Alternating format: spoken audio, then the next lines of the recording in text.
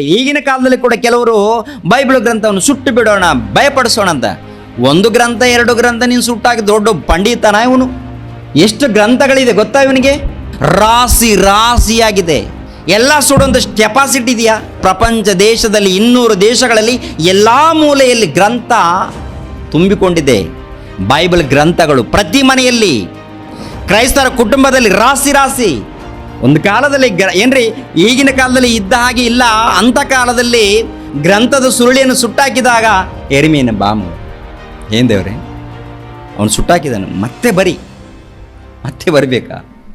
ಬಾರಕನ್ ಕರಿ, ಲೇಖಕನು ಬರೆಯೋನಿದ್ದಾರಲ್ಲ, ಬಾರಾಕನು ಕರ್ಕೊಂಬ, ಅವನು ಏನೇನು ಮಾಡಿದ್ದಾನೆ, ಯಾವ ರೀತಿ ಸುಟ್ಟಾಕಿದ್ದಾನೆ ಅದನ್ನು ಕೂಡ ಬರೆಸು, ಇನ್ನು ವಿಶೇಷವಾದ ಅನೇಕ ಮಾತುಗಳನ್ನು ಬರೆಸು ಅಂತೇಳಿ ಮತ್ತೆ ಎರಿಮೇನಿಗೆ ದರ್ಶನ ಕೊಟ್ಟು ಮತ್ತೆ ಬರೆಸ್ತಾನೆ. ದೇವರ ಮಹಾಜ್ಞಾನ ಅದು ಮಧುರವಾದಂಥದ್ದು, ಶ್ರೇಷ್ಠವಾದಂಥದ್ದು.